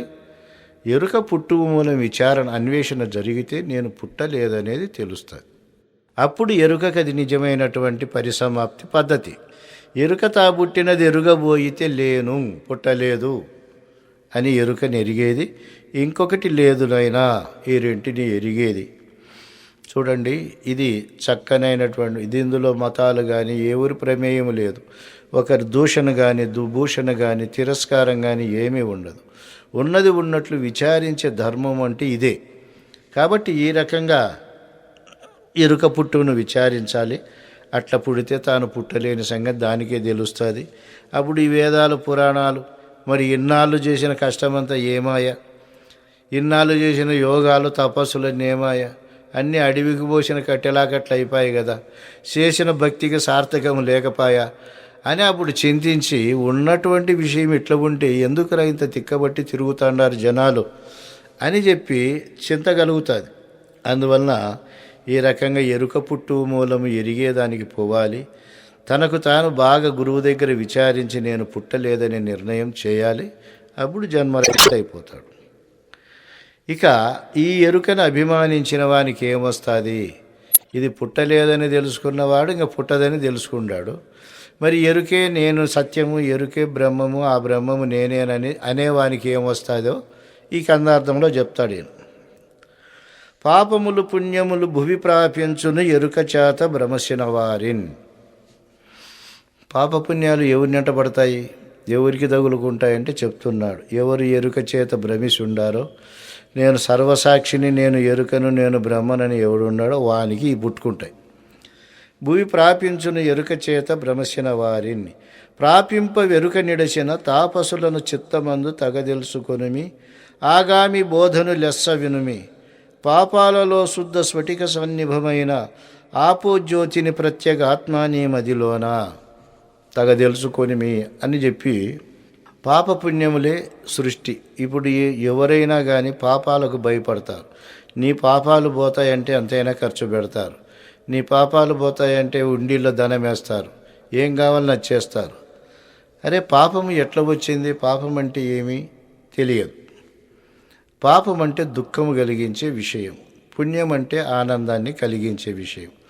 ఈ పాపమనే దుఃఖము, పుణ్యమనే ఆనందము ఎవరిని ప్రాపిస్తాండా, ఎవరి దగ్గర ఉన్నాయి అంటే ఈ ప్రత్యేగాత్మను, ఎరుకను నేననే వానికి ఇవన్నీ అంటుకున్నాయి. ఆ ఎరుకని ఇడిచిన వాడిని అవి అంటవు, అవి ముట్టుకోవు. కాబట్టి అటువంటి ఎరుకని ఇడిచినటువంటి తాపస్సులను నువ్వు చిత్తములో తెలుసుకొనిమి. ఆగామి బోధను లెస్స వినుమి. ఇప్పుడు నేను చెప్పేటువంటి బోధ విను. పాపాలలో శుద్ధ స్ఫటిక సన్నిభమైనదే ఆపజ్యోతి. అదే నీవార శూకవత్తన్వి పీతాభాస్వత్యనూపమ. అదే తస్య శిఖాయ మధ్య పరమాత్మ వ్యవస్థిత సబ్రహ్మ సశివ సహరిశ్చంద్ర సో అక్షర పరమస్వరాట్. ఇట్లా అన్ని రూపాలు అదే పెట్టుకొని దానిని ఎవరు అభిమానిస్తాడారో వారికేలా ఈ పాపపుణ్యాలన్నీ అంటుకుంటాడాయి. నిజంగా పాపపుణ్యాలు అంటకూడదు, జనన మరణాలు ఉండకూడదంటే ఎరుకను విడవాలి. అందుకు ఎరుకను విడిచిన తాపసులను చిత్తమందు తగదెలుసుకొనిమి ఆగామి బోధను లెస్స వినుము. ఇప్పుడు నేను చెప్పే బోధ లెస్సగా విన్నైనా ఈ రకంగా ఉంటుందని చెప్పనని చెప్తాడు. ఇంకా ఎన్ని పేర్లు పెట్టుకునే ఒకే పదార్థం అని చెప్పి దాన్ని నిరూపిస్తున్నాడు. ఎరుకన్నను మరుపన్నను ఎరుకకు ఎరుకన్న దేహియన మాయయన గురుతన సాక్షణ జ్ఞప్తియన స్మరణయనిన ద్రష్టయనిన చూడుము ఒక్కటిగా. ఇది లేకుంటే చూడము ఒక్కటిగా. మరి చలాచలముల మర్మం ఎరిగేటిదన్నా ఎరిగి తాలేనని ఎగిరిపోయేటిదన్నా. ఇట్లా ఎరిగిపోయేటువంటి లక్షణం ఇది. చూడు ఎన్ని పేర్లు పెట్టుకున్నదో. ఎరుక అంటే ఆత్మ అవుతుంది, మరుపు అంటే జగత్ అవుతుంది. ఇట్లా ఎరుకన్న జగత్ అన్న రెండు ఒకటే. ఎరుకకు ఎరుకన్న ఎరుక మరుపును రెండుని ఎరిగే ఎరుక నీవై ఉండవన్నాడు. అది నువ్వే, మరుపు నీవే, ఎరుక నీవే. ఎరుక మరుపులను ఎరిగేదానివి నువ్వే. మరుపన్న ఇది ఎరుకే. గురుతన సాక్షణ గుర్తెరిగే శరీరమన్నా ఈ సర్వసృష్టికి సాక్షినన్నా జ్ఞప్తి అనినా జ్ఞానము తెలివనినా స్మరణ ఎనినా ఇదే అహంస్మరణ. మొట్టమొదట పుట్టినటువంటిది వసురామాత్ర ప్రమాణమై ఈ అహంస్మరణ తోచింది. ఇదే జీవేశ్వరులయ్యింది, ఇదే జగద్రూపం ధరించింది. కాబట్టి ద్రష్ట ఎనినా చూడుమక్కటిగా. నాయనా ఇది అందరినీ చూసే ద్రష్టగా ఉందిరా. సృష్టి అంతా దృశ్యంగా ఉంది, ఇది ద్రష్టగా ఉందన్నా కూడా ఆ వస్తువే. ఇది లేకుంటే చూడమొక్కటిగా. ఈ ఎరుకొక్కటి లేకపోతే ఇవన్నీ ఏదాన్ని చూడము. మరి చలాచలముల మర్మం ఎరిగేటిదన్నా. చలము అంటే ఎరుక, అచలము అంటే పరిపూర్ణము. ఈ రెంటి మర్మాన్ని ఎరిగేటువంటిది ఎవరు? ఈ నేననేటువంటి పదార్థమే. ఎరిగితాలేనని ఎగిరిపోయేటిదన్నా, ఎరిగిపోయేటిదన్నా. ఇట్లా చలనమును అచలమును గుర్తెరిగి తర్వాత నేను లేననేటువంటి యొక్క యథార్థం తెలుసుకొని లేకుండా పోయేటిదన్నా ఇదేరా. కాబట్టి ఎరుక లక్షణం అంటే ఎట్లో చూడండి. లేనెరుకని అన్నాడు కానీ అది జగద్రూపం ధరించి ఎన్ని పరిణామాలు చెందిందో, ఎన్ని ప్రవర్తనలు చేస్తుందో మనకి ఈ ఎరుక లక్షణం అనేటువంటి కందార్థాలు వింటే చక్కగా అర్థమవుతుంది. ఇంకంత కాకోకుండా అంతరేంద్రియాలలోకి కూడా ఎరుక ఎట్లా వస్తుందో చెప్తున్నాడు. అనుమానము మదినుంచక వినుమింకను ఎరుక పేర్లు వివరించదా, బుద్ధ్యన చిత్తంబన మానసమనిన అహంకారమనిన అంతఃకరణనినన్ సంకల్పమంచనిన ఇచ్చనినన్ తననితరులను తానని గుర్తెరిగేటిదన్నా తననే కానితరుల తనను తెలిసేటిదన్నా. ఒరే, నేను ఇప్పుడు వరకు ఆ వేదములలో చెప్పినటువంటి ఎరుకన్నను మరుపన్నను ఎరుకకు ఎరుకన్న దేహియన మాయనని చెప్పినాను. అవన్నీ మీకు వేద సమ్మతమైనటువంటి పద్ధతులు, అద్వైతం తెలిసినాక వచ్చే పద్ధతులు. సరే, పిండాండంలో నీకు నిత్యము అనుభవంలో ఉండేటివి కూడా నీ ఆ ఎరుక రూపమే ఎట్లయిందో చెప్తానేనమంటాడు. అనుమానము మదినుంచక వినుమింకను ఎరుక పేర్లు వివరించదా, బుద్ధినినా చిత్తమనినా అహంకారమనినా మానసమనినా అంతఃకరణన్య ఇవన్నీ ఒక్క ఎరుకే. మరి తననితరులను తానని గుర్తెరిగేటిదన్నా, తనను ఇతరులను ఇదంతా నేనని గుర్తెరిగేటిదన్నా, తననే గాని ఇతరుల తనను తెలిసేటిదన్నా, తననే గాని ఇతరులను తనను మొత్తం అంతా తెలుసుకునేటువంటిదన్నా ఇదేనాయనా, ఎందుకంటే అధికము లేదు. ఎరుక యొక్క లక్షణాలను మొత్తం అన్నిటినీ కలిపి ఏక పదార్థంగా చెప్పి అది నిన్నుగా ప్రబోధించి ఈ నేను ఉంటేనే సృష్టి అంతా ఉందని నీ అనుభవంలో నువ్వే పలికేటట్లుగా ప్రబోధించేటువంటి బోధ ఇది. ఇక దీన్ని ఇతరులు ఏమన్నారు, మనం ఏమంటున్నాము చెప్తా ఉన్నాడు. ఇతరులు అనేటువంటి పదానికి ఆత్మవేత్త అద్వైత బోధం అంటే అద్వైత బోధ మనదే, ఆత్మ పరిపూర్ణ బోధ మనదే. కానీ అద్వైతమే సత్యమని నమ్మకుండా అద్వైతం తెలిసి పరిపూర్ణాన్ని తెలుసుకొని ఆ యొక్క తరగతిని పూర్తి చేసుకోవాలి. చూడి, వినుమితరులు ఎరుకను సాక్షిని పలికిరి, సాక్షిని అహమని నే నీకు వినజెప్పితి. ఇంతే, వేరనకూడదు. రెంటినొక్కటని తెలుసుకోరా, మాటల భేదమని కనుక్కోరా. అనరాని వినరాని కనరాని బయలందు తనకైతా నరుదించి తనకైతా జనును. చూడి, ఇనుము ఇతరులు ఎరుకను సాక్షిని పలికిరి. వీళ్ళందరూ ఎవరు? నేను సాక్షిని. సాక్షికి ఏ దోషము అంటదో అదంతా ప్రకృతి దృశ్యము బాధలన్నీ సాక్షికి ఎప్పుడు అంటవు. నేను సాక్షి స్థానంలో ఉన్నానని చెప్పి ఈ ఎరుకను సాక్షి చెప్పినారు వీళ్ళు. కానీ సాక్షి అహం అంటాందిరా, ఇది నేను ఖచ్చితంగా చెప్తున్నాను. నువ్వు ఎప్పుడంటాడావు సాక్షి? నీకు అన్ని విషయాలు వచ్చి సుఖదుఖాలు అనుభవించినాక నేను సాక్షిని అంటాడు. కానీ అదే నువ్వు చింత చేసేటప్పుడు, విషయాలను గ్రహించేటప్పుడు నేను సాక్షిని అంటావా? పడే బాధలన్నీ పడినాక వేదాంతం నేర్చుకున్నావు కాబట్టి నేను సాక్షిని అంటావు. అది ఈయన తీసేస్తా అన్నాడు. వినుము ఇతరులు సాక్షి ఎరుకను సాక్షి అని పలికిరి. నేను సాక్షి అహమంటాందని నేను నీతో వినజెప్పినా, నేననే పదార్థమే అది. ఇంతే, వేరనకూడదు. సాక్షిని అహమన్య రెండు ఒకటని తెలుసుకో. మాటల భేదమని కనుక్కో.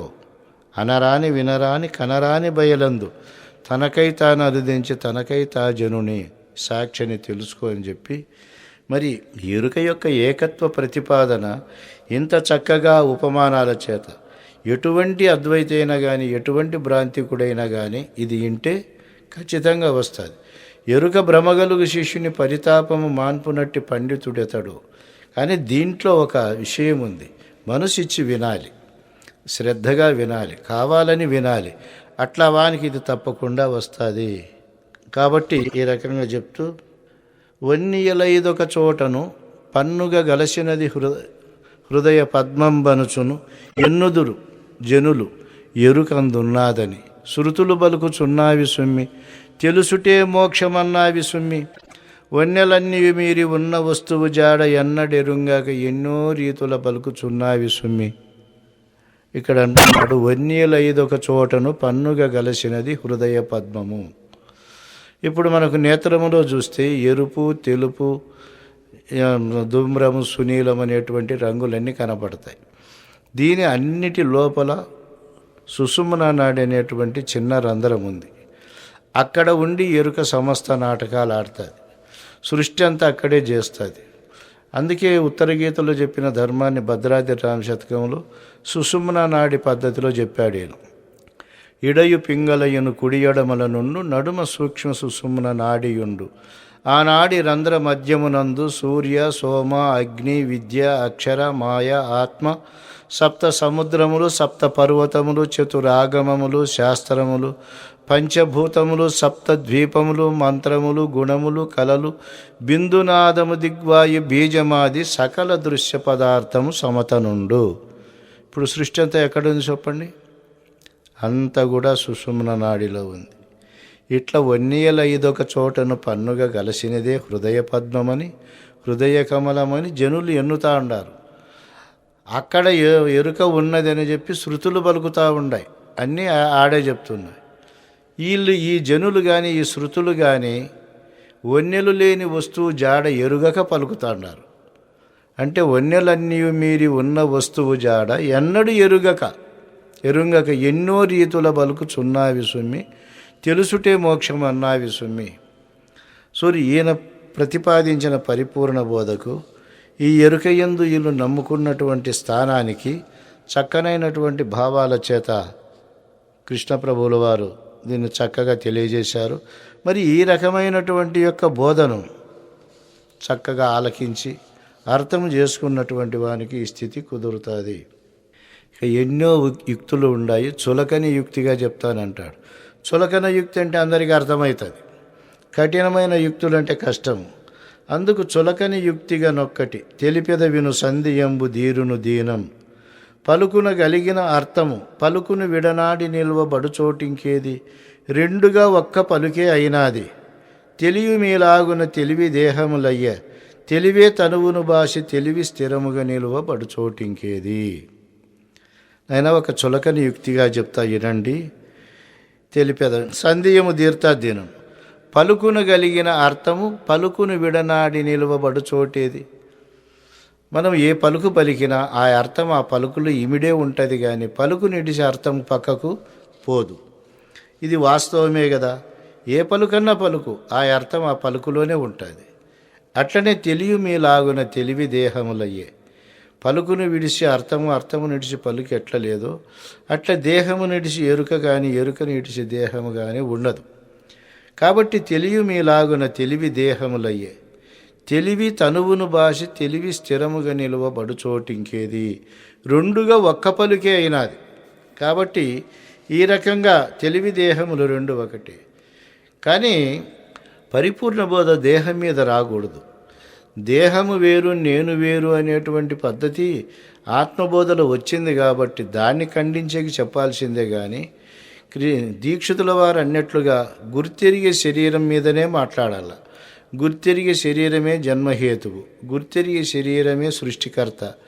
గుర్తెరిగే శరీరాన్నిటిసి ఈ శరీరమును మాట్లాడడం ఇది ఎందుకంటే ఈ దేహము నేను కాదు నేను ఆత్మనని వాళ్ళు అనడం వల్ల ఇవన్నీ అన్నారు. గుర్తెరిగే శరీరం ఈ దేహము నేనంటే ఈ దేహం సచ్చే వరకు వానికి ముక్తి రాదు, శాంతి ఉండదు. గుర్తెరిగే శరీరము ఎరుకను నేనని తెలుసుకున్నవాడు ఎప్పుడు వింటే మూలము లేని ఈ గుర్తెరిగే శరీరమునైనా నేను లేను అని ఎప్పుడంటే అప్పుడే ముక్తుడు, ఎప్పుడంటే అప్పుడే జన్మరహితుడు.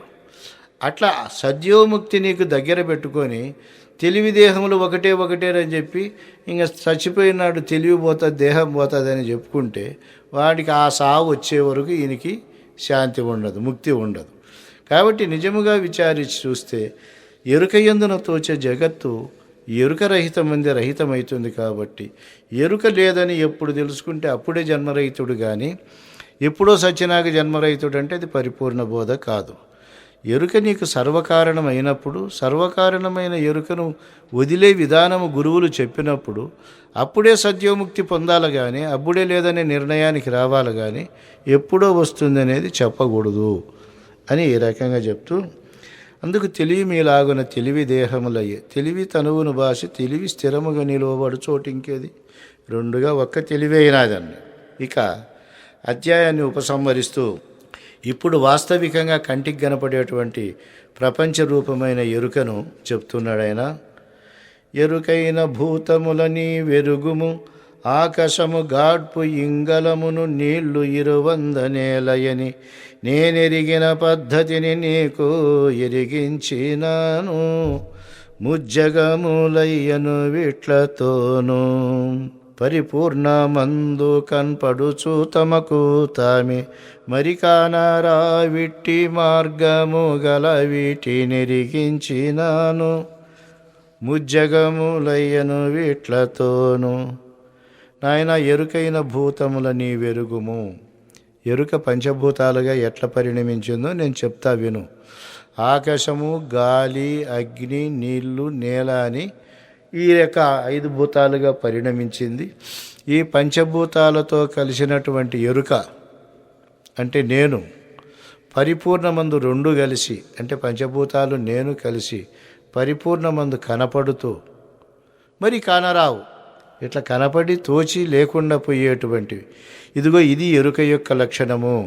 ఈ పరిపూర్ణమందు పంచభూతాలతో నిర్మింపబడి కనబడి అన్నిటినీ గుర్తెరుగుతూ నేను అంత ప్రపంచ రూపకంగా జడ పదార్థమైన ఎరుక అన్నీ ఈ రూపకంగా ఉండి కనపడి లేకుండా పోతాము అని చెప్పి ఇది నేను ఎరిగిన పద్ధతి నీకు ఎరిగించినాను. ముజ్జగములయ్యని వీట్లతోనూ 3 జగములు కూడా వీటితోనే అయినా ఎప్ప ఇట్లా ఈ రకంగా ఉండేటువంటి యొక్క ఎరుక లక్షణాన్ని తెలియజేసినానని చెప్తూ ఇది శ్రీమద్భాగవత కృష్ణ విరచిత ద్వైతాద్వైతరహిత పరమతత్వే ఎరుక లక్షణం నామ 4వ అధ్యాయ. ఇక ఎరుక లక్షణాన్ని చెప్పిన తర్వాత ఎరుకోత్పత్తి లక్షణాన్ని తెలియజేస్తూ ఉన్నారు. ఎరుకోత్పత్తి లక్షణము ఎట్లా ఉంటుంది, ఎరుక అనేటువంటి యొక్క స్వరూప స్థితిని చక్కగా ఇంతవరకు విన్నారు. ఎరుకే అంతా అయిందని, ఆ ఎరుక నేనయ్యే ఉండానని, జగత్తు నాకంటే భిన్నము కాదని దాని యొక్క వాస్తవ స్వరూపాన్ని విన్నారు. కాబట్టి ఇట్టి ఎరుక ఉత్పత్తి ఎట్లయింది, దీన్ని ఎవరు పుట్టించినారు, ఎక్కడ పుట్టింది అనే దానికి ఎరుకోత్పత్తి లక్షణాన్ని ప్రారంభిస్తాడు 5వ అధ్యాయాన్ని. ఎరుకోత్పత్తిని తెలియగా సరసిజ గర్భాదులైన చాలరన్నిటిచో నరుడెంతవాడు వాడది ఎరుగుదునన ఒట్టి మాటలివి వింతగాక తప్పదు వానికి ఇకరాకపోక అరమర లేక సద్గురుమూర్తి చరణ పంకరుహ ద్వయార్చన నిరుగని నరుమాట. ఇక